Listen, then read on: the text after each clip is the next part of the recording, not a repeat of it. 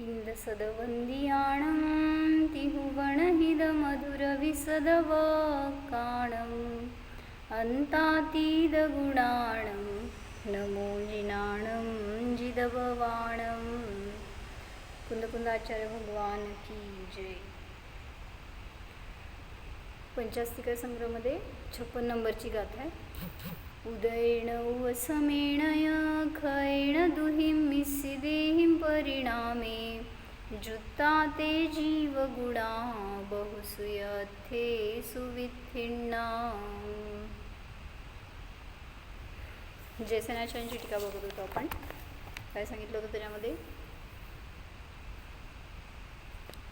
तर उपशम म्हणजे काय, क्षयोपशम म्हणजे काय हे सगळं सांगितलं। कर्मांचा उपशम म्हणजे, क्षयोपशम म्हणजे, उदय म्हणजे काय हे सगळं वर्णन झाल्यावर आता पुढं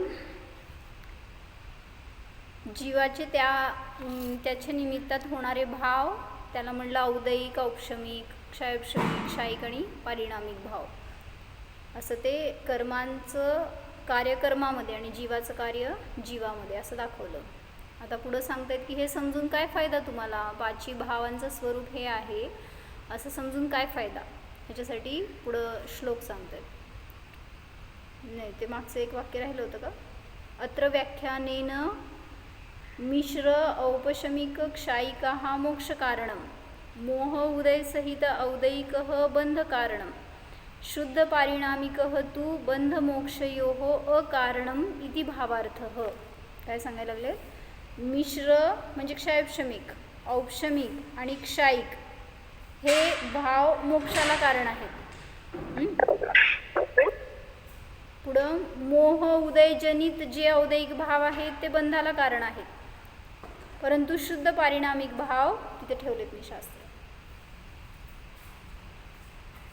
परंतु शुद्ध पारिणामिक भाव बंध मोक्षाला अकारण आहे असं सांगतात, असा भावार्थ आहे। म्हणजे काय म्हणायचं आहे? मिश्र म्हणजे क्षयोपशमिक भाव, औपशमिक भाव आणि क्षायिक भाव मोक्षाचं कारण आहे। का? कारण दर्शन मोहनीयाचा उपशम, क्षय आणि क्षयोपशमाच्या दशेमध्येच मोक्षमार्ग सुरू होतो। आणि दुसरं सांगितलं काय? मोहसहित औदयिक भाव कुठंपर्यंत आहेत? कुठल्या गुणस्थानापर्यंत मोहसहित औदयिक भाव?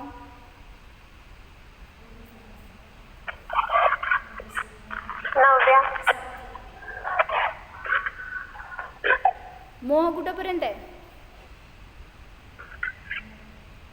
9व्या गुणस्थानापर्यंत। 10वां गुणस्थान क्यों छोड़ दिया आपने? अभी 10वें गुणस्थान में सूक्ष्म लोभ है ना, तो लोभ भी मोह का ही भेद है। 98 पान आहे, आता त्यात बघायला लागेल तुमचं पुस्तक कुठलं आहे ते। 56 नंबरची गाथा आहे। काय सांगितलं? औदयिक भाव कुठल्या गुणस्थानापर्यंत? स्नेहा बोला।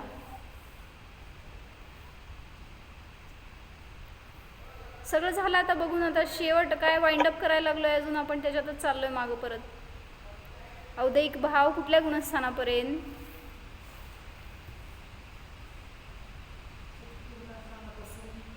पहिल्या गुणस्थानापासून औदयिक भाव, कशाला चतुर्थ? कुठंपर्यंत?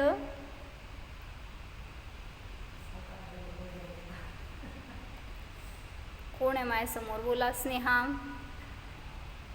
सुजाता काकी। औदयिक भाव कुठल्या गुणस्थानापासून कुठल्या गुणस्थानापर्यंत असतात? परत एकदा घ्यायची का 56 गाथा आपण? आज 56 गाथा संपवायला लागले मी आज। सोनल 1 ते 14। औदयिक भाव ठीक आहे, आता ते उपचाराने म्हणलं 13-14 गुणस्थानामध्ये आहेत। आता मोहसहित औदयिक भाव कुठल्या गुणस्थानापर्यंत? तर 10व्या गुणस्थानापर्यंत मोह आहे। त्यामुळं ते सांगतायत की मोह उदय सहित असणारे औदयिक भाव आहेत ते बंधाला कारण आहेत। त्यामुळं वरती जरी औदयिक भाव आहेत तरी सुद्धा ते बंधाला कारण नाहीत।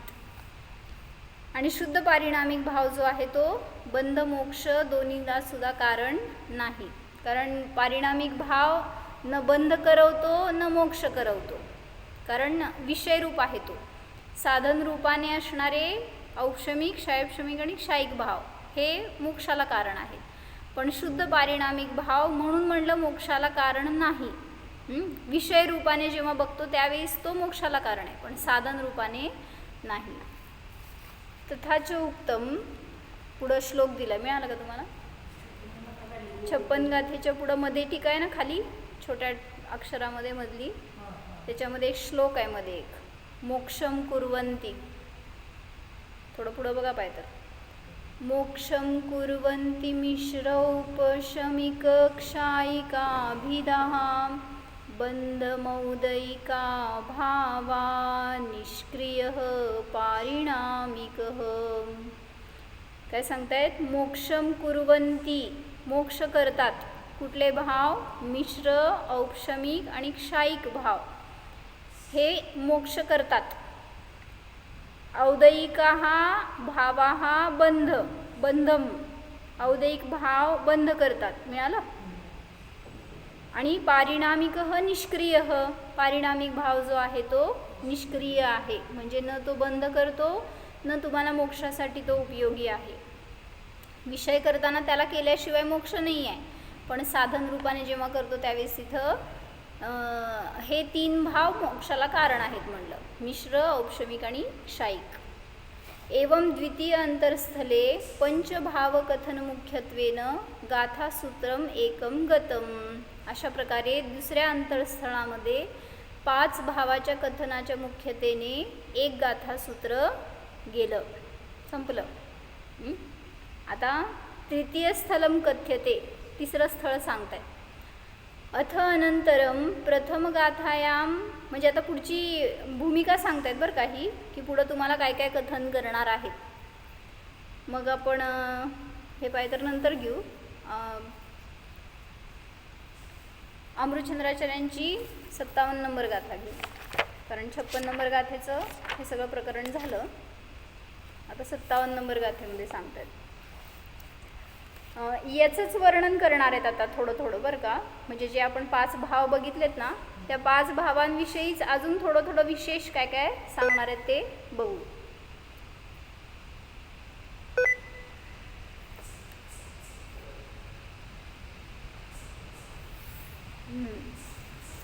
कम्मं वेदयमानो जीवो भावं करेदिजारिसयं सोतस्य तेन कत्ता हवदित्य सासणे पडिदम. पंचास्तिका संग्रहामध्ये 57 नंबरची गाथा आहे, ती बघतोय. जीवाच्या औदैक भावांचे कर्तृत्व या गाथेमधून सांगतायत. म्हणजे कर्ता अधिकार सुरू केला आहे ना आता, जीवाचे जे अनेक अधिकार रूपाने व्याख्यान करायला लागलेत, त्याच्यामध्ये कर्तृत्व गुणाचं व्याख्यान सुरू झालं आहे 53 गाथेपासून. मग त्याच्यामध्ये आता 56 गाथेमध्ये 5 भाव सांगितले. आता त्यातल्या भावांचा जीव कर्ता आहे हे दाखवायला लागले. औदैक आदी भावांचे कर्तृत्व. कम्मं वेदयमाणम, कम्मं वेदयमाणः, कर्मांचं वेदन करणारा जीव. जारिसियम भावम करेदी सो तस्स तेण कत्ता हवदी. समजलं काय म्हणले? परत एकदा वाचते. कम्मं वेदयमाणो जीवो, म्हणजे कर्मांचा अनुभवन करणारा, वेदन करणारा जीव. जारिसियम भावम करेदी, ज्या प्रकारचे भाव करतो. सो म्हणजे तो, तस्स तेण कत्ता हवदी, त्या कारणाने तो त्याचा कर्ता म्हणला जातो. ज्या प्रकारचे भाव करतो त्या प्रकारचा त्या भावांचा तो कर्ता म्हणला जातो. इति सासणे पडिदम, असं शासनामध्ये सांगितलेलं आहे. काय कळलं? कर्मांचं अनुभवन करणारा जीव जशा भावांना करतो त्या भावाचा त्या प्रकाराने तो कर्ता होतो, असे शासनामध्ये सांगितलेले आहे. सेम याच आशयाची गाथा आहे समयसारमध्ये. माहिती आहे कोणाला? समयसारची एक गाथा आहे, त्याच्यामध्ये पण हेच सेम वर्णन घेतलंय. मी गाथा म्हणून दाखवू, मला अर्थ सांगायचा. जमकुणदी भाव मादा कत्ता सो होदितस्स भावस्स. सांगा. जम कुणदी भाव मादा, आदा म्हणजे आत्मा, कुणदी म्हणजे करतो. जम कुणदी भाव मादा, जे भाव करतो, आत्मा जे भाव करतो. जम कुणदी भाव मादा, कत्ता सो होदी तस्स भावस, तो त्या भावाचा करता होतो. नाणीस सणाणमो, अण्णाणमो अणाणीस. ज्ञानीचे ज्ञानमय भाव असतात आणि अज्ञानीचे अज्ञानमय. जो ज्या भावाला करतो तो त्या भावाचा करता. मग इथं पण तेच सांगितलं ना, कम्मम वेदयमानो एवढं फक्त शब्द वेगळा घेतला. ज्या कर्मांचा अनुभवन करत असणारा तो जीव ज्या प्रकारचे भाव करतो त्याचा तो करता म्हणला जातो. म्हणून ज्ञानीचे सगळे भाव कसे, ज्ञानमय, आणि अज्ञानीचे सगळे भाव 126 नंबरची बहुतेक गाथा असेल ही, तर त्याच्यामध्ये त्यांनी ज्ञानी आणि अज्ञानीचे पुढं कथन घेतलं आहे. ज्ञानीचे भाव कसे आणि अज्ञानीचे भाव कसे असतात ह्याच्यासाठी.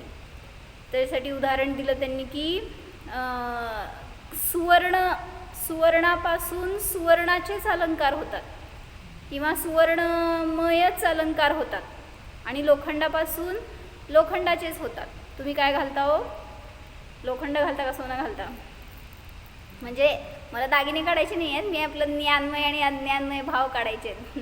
म्हणजे आज सकाळी जरासं सामायिकात ते विषय आला होता, मग त्याच्यामध्ये असं वाटलं की ज्ञानीचे सगळे भाव ज्ञानमय असतात. एवढ्यावर मला सांगा बघू, माझे भाव कसे आहेत? माझे म्हणजे तुमचे बरं का, सगळ्यांनी आपले आपले. माझे भाव ज्ञानमय आहेत का अज्ञानमय आहेत? सगळे म्यूट. ज्ञानमय म्हणायचं का अज्ञानमय म्हणायचं?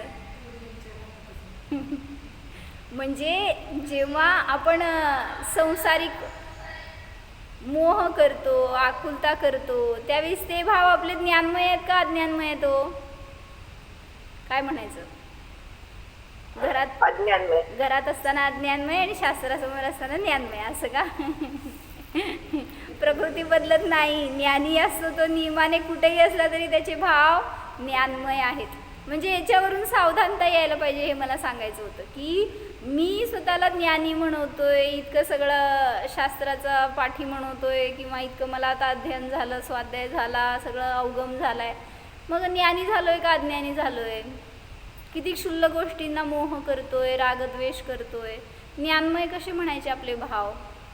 ज्ञानमय ज्याचे भाव ज्ञानमय असणार तो सतत ज्ञाता राहण्याचा पुरुषार्थ करणार आहे. असं काय म्हणायचं, कर्मांच्या द्वारे तो डिस्टर्ब होणार नाही. काय म्हणते? ज्ञानमय भाव म्हणजे काय?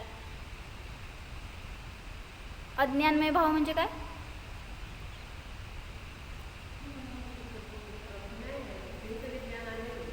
हां, ज्ञानपूर्वक असलेली सगळी परिणती ज्ञानमय भाव, आणि कषायांनी सहित काय म्हणायचं, एकत्व, ममत्व, कर्तृत्व, भोक्तृत्व ह्या परिणामांनी सहित आणि मिथ्यात्वाने सहित, सगळ्यात महत्त्वाचं ते सगळे परिणाम म्हणले गेले अज्ञानमय.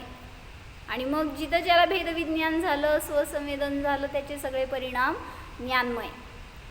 मग कर्मांचा तिथं निमित्त रूपाने उदय, उपशम, क्षयशम आहे आणि त्याच्या निमित्तात जीव परिणाम करतोय, तर तिथं ते जीवाचे स्वतंत्र परिणाम आहेत. मग जसे परिणाम करतो त्यानुसार तो ज्ञानी आणि अज्ञानी म्हणला जातो. म्हणून 57 नंबरची गाथा आहे, त्याच्यात नसेल आता ते पुस्तक जयसिंहाचार्यांचं आहे, अमृतचंद्राचार्यांच्या पुस्तकातलं झाली की काल एक गाथा राहिली होती ती घेतली, राहू दे ती पण पुस्तक पाहिजे. काय सांगायला लागले? कम्मम वेदयमानो जीवो, जीव कर्मांचं वेदन करणारा जीव, जारिसियम भावम करेदी, यादृकम भावम करेदी, ज्या प्रकारचे भाव करतो, सो तस्स तेण कत्ता हवदी, तो त्या भावाचा त्या कारणाने करता म्हणला जातो, असं शासनामध्ये पठितम सांगितलेलं आहे. समजला अर्थ? समजलं का स्नेहा काय म्हणायचं होतं? आता सांग, तुझे भाव ज्ञानमय का अज्ञानमय? बोले सो फसे. अ? अ? मिक्स आहे. मिक्स कुठलं नवीन शासनामध्ये आमच्याकडे 2च आहेत, एक आयदर आणि ऑर. तिसरं मिश्र परिणाम नाही आहेत. एक तर तर सांगितलं एक तर ज्ञानमय आहेत नाही तर अज्ञानमय आहेत. आचार्यांनी तिसरं टाईप सांगितलं असतं की मग. म्हणजे एक तर ज्ञानी असणार नाही तर अज्ञानी असणार. तिसरी कॅटेगरी काय करायची सांग? मिश्र. असं काय कुठला जीव मिश्र परिणामवाला नसतो. तर सांगतात की जीवस्य औदैकादी भावानां कर्तृत्व प्रकार उक्तीही इयम. 57 नंबरच्या गाथेची अमृतचंद्राचार्यांची टीका आहे. जीवाच्या औदैक आदी भावांचं कर्तृत्वाच्या प्रकाराचं उक्ती म्हणजे हे कथन आहे. उक्ती म्हणजे कथन आहे. काय सांगितलं? सगळे भाव घेतले. औदैक आदी सगळ्या भावांचं कर्तृत्व, जीवाच्या औदैकादी भावांच्या कर्तृत्वाच्या प्रकाराचे कथन आहे. मिळालं का नाही? 57 नंबर नाही आहे गाथा. वरची टीका बघायची, त्या छोटी मधली आहे ना त्यातली नाही. मधले छोटे अक्षर आहेत ना ते नका बघू, मग त्याच्या खाली असणार. हो की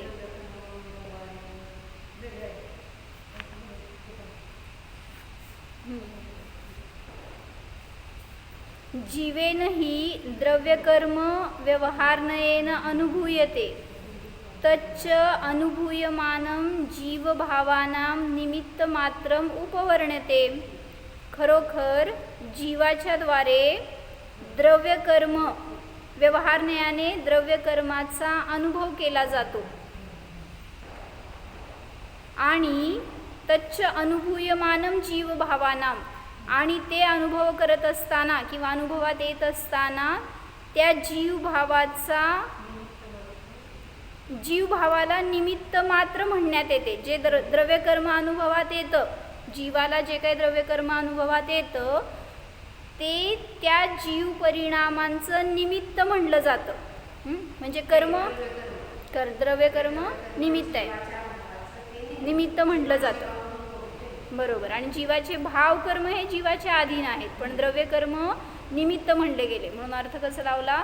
खरोखर जीवाच्या द्वारे जे द्रव्यकर्म अनुभव केले जातात व्यवहारन्यायाने, तर त्या अनुभवणाऱ्या जीवभावांचा ते निमित्त मात्र म्हणले जातात. ते द्रव्यकर्म, त्यांची ती दशा जी पण असेल, उदय उपशम वगैरे, त्यांचा ते जीव परिणामांचे निमित्त म्हणले जातात. खालचं वाचलेला. व्यवहारन्यायाने जीवाकरवी द्रव्यकर्म अनुभवात येते आणि ते अनुभवात येत असताना त्यास जीवभावाला निमित्त मात्र म्हणण्यात येते. म्हणजे कर्मांची जी पण दशा असेल ती त्या जीवभावाचं निमित्त रूप आहेत, फक्त निमित्त आहेत, करता नाही. जीवभावालाच की निमित्त मात्र म्हणलं जातं असं. तस्मिन् निमित्त मात्र भूते जीवेन कर्तृभूतेन आत्मनः कर्मभूतः भावः क्रियते. ते द्रव्यकर्म निमित्त असताना, तस्मिन् निमित्त मात्र, त्याचं निमित्त मात्र असताना जीवाच्या द्वारे जे कर्मभूत म्हणजे कार्यरूप भाव केले जातात. म्हणजे जीवाचं परिणाम हे कार्य आणि ते द्रव्यकर्मांचं जी दशा आहे ती कारण. समजते का? कारण कार्य कसं लावलंय ते निमित्त रूप बरं का, फक्त निमित्त नैमित्तिक संबंध आहे. जीवाचे परिणाम ते द्रव्यकर्म निमित्त मात्र असताना कर्ता जीवद्वारा जो भाव कर्मरूप कार्यरूप भाव केला जातो, या प्रकाराने जो भाव ज्या प्रकारे जीवाकरवी करण्यात येतो त्या भावाचा त्या प्रकारे तो जीव करता आहे.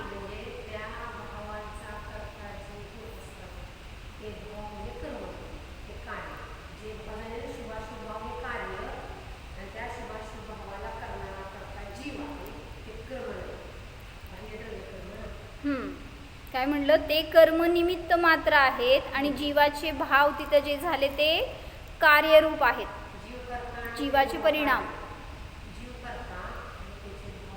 बरोबर. एका द्रव्यात लावणार त्यावेळेस जीवच कर्ता आहे, जीवच कर्म आहे. कर्म म्हणत असताना कार्य म्हणा.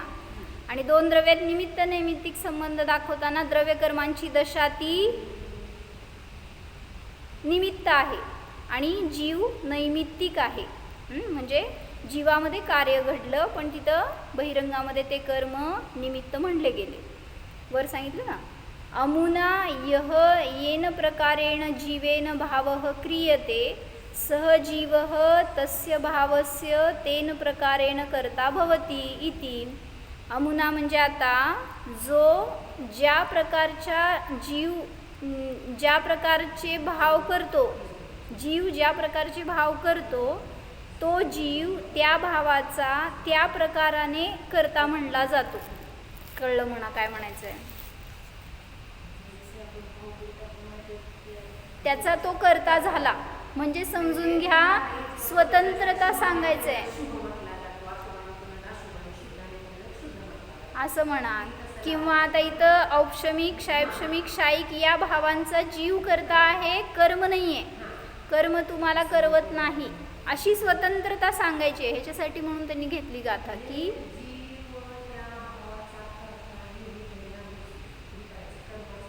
हां म्हणजे स्वतंत्रता परिणमन सांगितलं.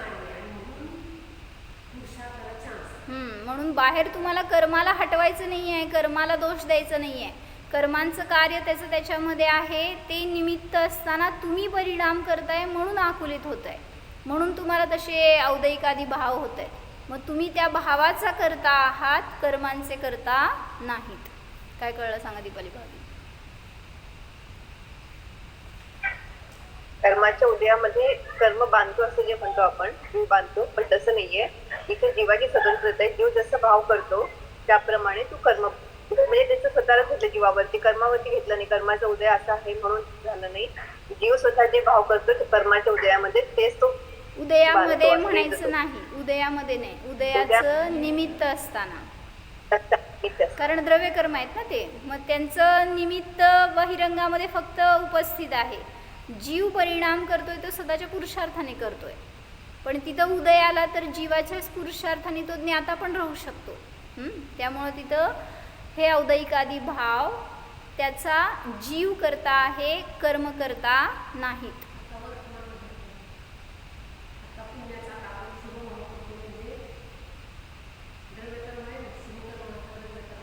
मग असंच मला एक सकाळी आज प्रश्न आला की वेदनीय कर्माचा उदय असताना तुम्हाला कुठले भाव होत आहे तो, म्हणजे औदैक भाव जे म्हणतो ना आपण, त्या औदैक भावामध्ये वेदनीय कर्माच्या उदयाच्या निमित्तात कुठले भाव दाखवलेच नाहीत 21 भावामध्ये. भाव कुठले औदैकचे? औदैक आमच्या 21 भावात ते भेदच नाही आहेत. औदैक भावाचे जे भेद घेतलेत ना, मग त्याच्यामध्ये कशात घालायचं? जे कर्म साता वेदनी आणि असाता वेदनीयाच्या उदयाचं निमित्त असताना जीवाला होणारे परिणाम, रागद्वेष होणार तेव्हा अनुकूल प्रतिकूल त्याचे संयोग मिळणार, त्याप्रमाणे म्हणजे रागद्वेष होणार. म्हणजे कशाला झालं की मोहनीयाच्या उदयाकडे चाललाय तुम्ही, आम्ही वेदनीयाच्या उदयात विचार. हा चारित्र, हा पण त्याच्या उदय वेदनी म्हणजे साता असतच म्हणताय ना तुम्ही. वेदनीयाचं स्वतंत्र उदय असं म्हणजे एक विचार आला बरं का. तसं तर मग लेशा पण आहेतच की, शुभ लेशा करेल तो जीव, किंवा 4 कषायामध्ये माया लोभ आहेत ते कषाय पण मंद परिणाम म्हणा क्रोधमानापेक्षा, म्हणजे असं लावायला येते. शुभ परिणामाच्या निमित्तात असे काय भाव उद्रेकित होत नाहीत, त्यामुळं तशा प्रकारचे परिणाम असं घटवू शकतो की. पण स्वतंत्र वेदनीयाचं उदय असताना जीवाला उदयिक काय भाव होतात हे कशात घातलं? तेच की म्हणावं लागेल तसं म्हणताना. बाकीचं सगळं मनुष्यगती नामकर्माचं उदय त्याच्या निमित्तात, किंवा असिद्धत्व, किंवा मिथ्यात्व, किंवा अज्ञान, तेच किंवा हे सगळं हे अन्य कर्मांच्या सगळं मोहनीयाच्याच अंडर जात आहे. वेदनीयाचं स्वतंत्र कथनच येत नाही कुठं. असं आता वेदनीयाच्या उदयाचं काय करता सांगा कार्य तुम्ही? आपण म्हणतो 13व्या गुणस्थानामध्ये तसंच आहे ना. मोहनीचं उदय नाही, त्यामुळे वेदनीय जरी असला त्याचं पण उदय आहे ना भगवंतांना, पण त्याचा त्यांना काही फरक पडत नाहीये. का पडत नाहीये? कारण तिथं मोहनी आहे, ते मोहनीच प्रबळ कारण सांगितले कुठे सांगितले. म्हणून औदैहिक भावामध्ये सगळे भाव मॅक्झिमम मोहनीयाचेच आहेत. नामकर्माचे थोडेच घेतले, बाकीचं सगळं तर ते लेशा लेशा पण मोहनीयामध्येच येत आहे. हा कशाचे अंग परिणाम म्हणतो ना आपण त्याला, मन वचन काय कषाय म्हणा, लेशा म्हणा, वेद म्हणा, मिथ्यात्व, असंयम, हे सगळं मोहनीयाचं, म्हणजे मॅक्झिमम पार्ट औदैहिक भावाचं मोहनीयानेच व्यापलंय. बाकीच्या सगळ्या कर्मांचा उदय असताना म्हणलं जाईल तशा प्रकारचे औदैहिक भाव जीवाला होतात. मग म्हणून काल आपण सांगितलं ना, जे क्षायिक भाव जसं 9च नाही आहेत, जेवढ्या कर्मांचा क्षय तेवढ्या रूपाने भाव आहेत जीवाचे, 9च नाही आहेत. तसंच औदैहिक भाव सुद्धा समजून घ्या. ज्या कुठल्या कर्म प्रकृतींचा उदय आहे त्याच्या निमित्तामध्ये जीवाला होतात ते भाव सगळे औदैहिक भाव. फक्त आता 21 तुम्हाला एक उपलक्षणात्मक सांगितले, पण असे प्रत्येक कर्म प्रकृतींचा उदय चालू आहे. 148 लावायचे का? सगळेचे सगळे लोहा पण म्हणजे तेच की, आता तुमच्या योग्य, मनुष्यगतीच्या योग्य, स्त्रीच्या योग्य, परसम्यक दृष्टीच्या योग्य, असं वगैरे प्रत्येकाच्या अपेक्षेने बदलणार भाव. अजून एक काय चिंतन झालं, म्हणजे औदैहिक भावाचं प्रकरण चाललं होतं ना, मग जर असं त्याच्याविषयी विचार आला होता, असं की हे एक सांगितलं आता, वेदनीयाच्या उदयाच्या निमित्तात सुखदुःखाचा अनुभव करतो, तर ते औदैहिक भाव घेतलेच नाही आहेत 21 भावामध्ये, पण ते गर्भित समजून घ्या. अशा प्रकारचे सगळ्या कर्म प्रकृतींचा उदय असताना निमित्त तिथं जीवाला असे जे भाव होतात ते औदैहिक भाव. मग अजून एक विचार आला असं की मिथ्यादृष्टी जीव आहे, मिथ्यात्व गुणस्थानातमध्ये असणारा जीव, आता सगळ्या रीतीने शून्य आहे तो, बरं का, ज्ञान नाही, श्रद्धा नाही, चारित्र्य नाही. म्हणजे समजून घ्या एखादा सप्तव्यसनी आहे, पूर्ण बहिरंगामध्ये आसक्ती, ममत्व, एकत्व परिणामांनी सहित आहे, त्याचे औदैहिक भाव बघा कसे आहेत. म्हणजे सगळ्याच्या आहारी गेलेला आहे असा जीव आहे समजा तो. त्यामुळं औदैहिक भाव त्याचे जे काय चालू आहे ते निमित्त बहिरंगामध्ये कर्मांचा उदय चालू आहे आणि त्याचे परिणाम. आता मला सांगायचं आहे, पहिल्याच गुणस्थानवरती जीव कोणी द्रव्यलिंगी मुनी आहेत, सांगा भाव कसे, किती, म्हणजे काय म्हणायचं नाही. आता त्याला शुभ सुद्धा म्हणलं नाही, मला म्हणायचं एकच कॅटेगरी आहे सगळी ती, काय पण असू दे, मिथ्यात्वच गुणस्थान आहे ना, सगळ्यांचे औदैहिक भाव समान आहेत, कारण भेदविज्ञानच नाही आहे. कसं म्हणायचं, शुभाला शुभ सुद्धा म्हणलं जाणार नाही त्यांच्या,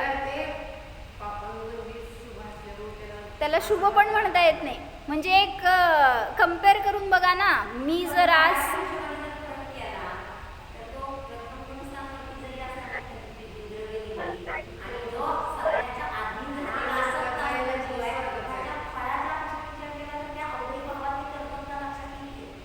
नाही, मला म्हणायचं की ते वर्तमानात काय त्यांच्यात डिफरन्स,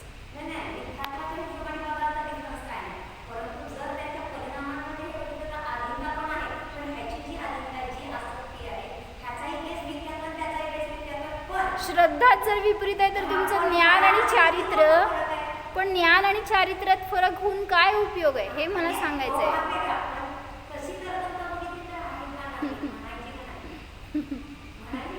जसं 5व्या गुणस्थानाचे भेद केलेत ना, ते असंख्य लोकप्रमाण भेटत ना पहिल्या गुणस्थानात पण. तेच की मला सांगायचं होतं, 5व्या गुणस्थानात जसं आपण भेद केलेत ना, 5व्या गुणस्थानाचे कॅटेगरीज केलेत, त्यांच्या जसं एखादा संयम घेणारा जीव आणि पूर्ण 11 प्रतिमांचं पालन करणारे ते काय म्हणायचं वस्त्रधारी त्यागी वगैरे असतील, तर त्यांची श्रावक भूमिका म्हणा किंवा काय ते अनुव्रती असतील असे ते, त्या सगळ्यांना 5व्या गुणस्थानातच घातलंय, पण तरी सुद्धा विशुद्धी वेगळी आहे. तसं मिथ्यात्व गुणस्थानामध्ये श्रद्धेच्या अपेक्षेने सगळे एक समान आहेत. म्हणजे सगळ्या कर्मांचा उदय चालू आहे, तर त्याच्या निमित्तात होणारे त्यांचे औदयिक भाव तशा प्रकारचे मिथ्यात्व रूप. आणि मग ज्ञान आणि असेल चारित्र्य तरी पण फरक पडणार नाही तिथे, कारण जरी मिथ्यात्वाचं वृक्ष आहे अजून, पण त्याच्यावरती घाव पडायला लागलेत, म्हणजे तो थोडासा हलतो किंवा त्याच्याप्रमाणे परिणाम पण आहे. तर प्रत्येकाचे सेम कसे असणार, सत्य व्यवस्थित म्हणजे मध्ये आहे, करणार मग तो की पंधरा मिनिटात- पुरुषार्थ करेल तो जीव म्हणून, पण तरी सुद्धा त्याला परसमयच म्हणलं. सूक्ष्म का असे ना करण लब्धीपर्यंत ज्या हा. जीवाला सूक्ष्म परसमयच म्हणलंय. काय त्याच्यामध्ये भेद केला नाही. हं?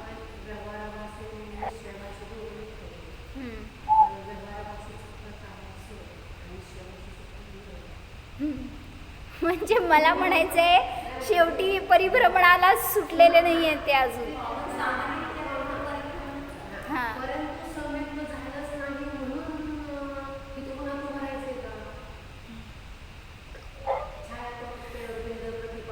नाही मला मला ते नाही म्हणायचंय. हां, मला फक्त औदयिक भाव सांगायचे होते त्यांचे, जे कोणी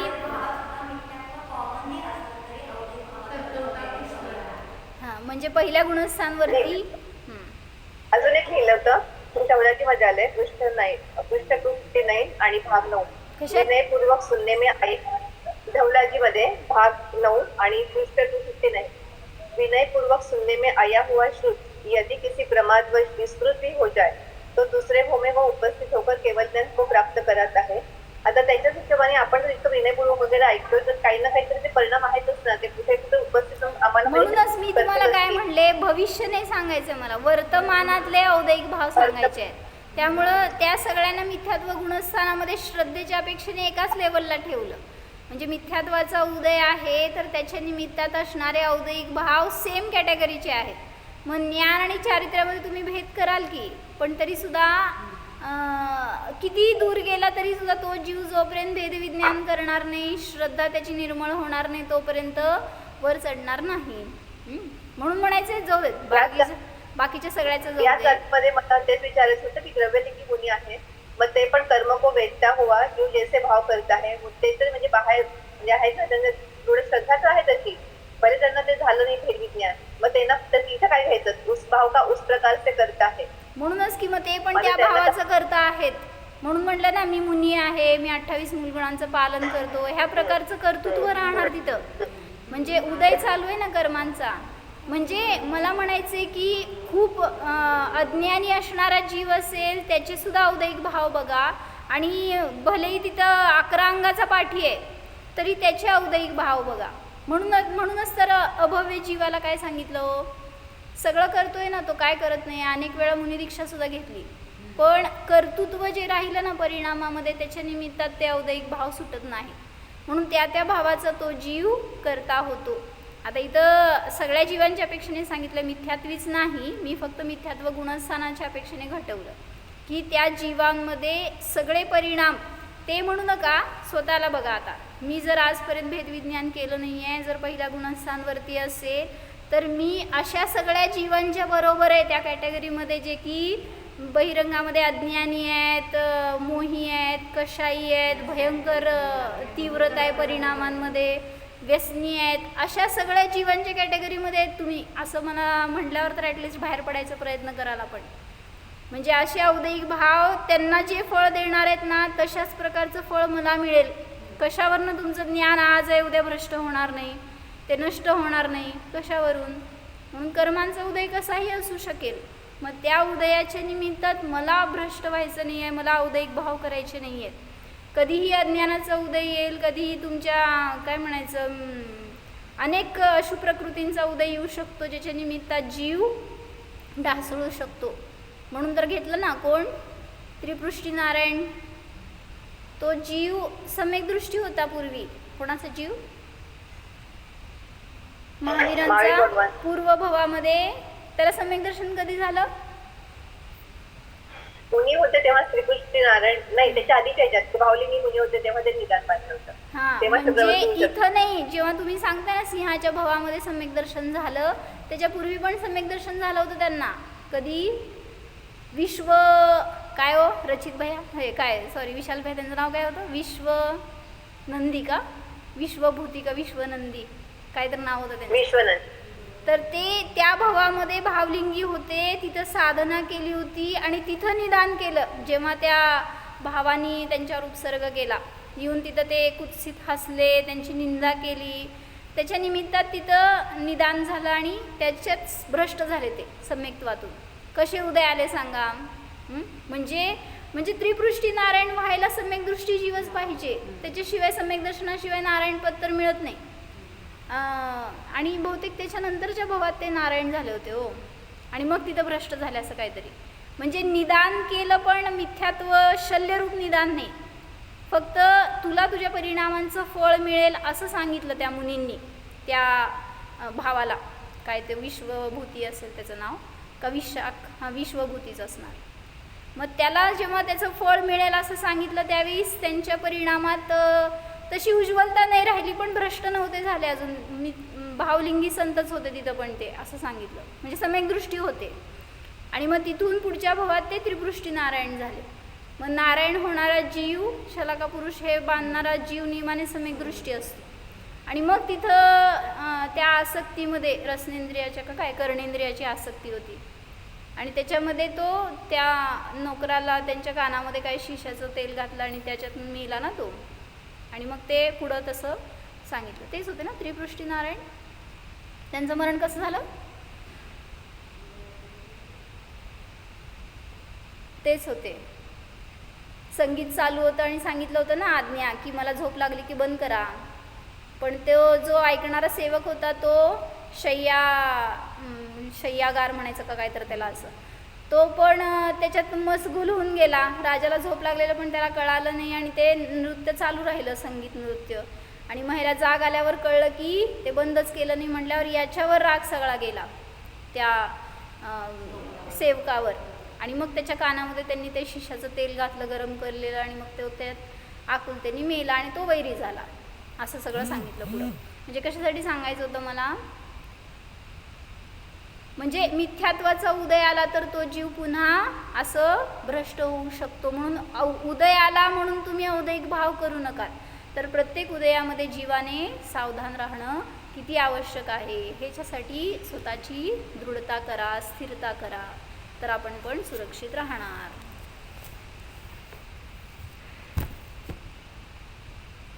हो, जाणा.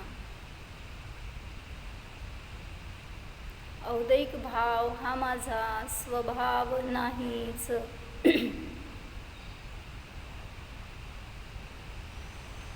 कर्मांपासून अस्पर्शी जीव जाणा.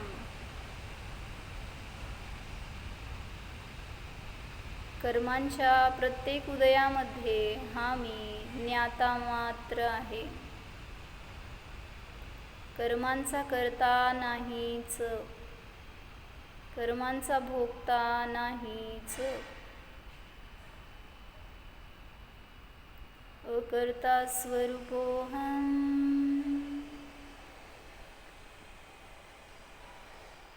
जीवोऽहम्.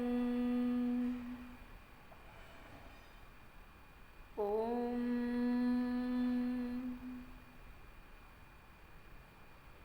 विसर्जन. नमो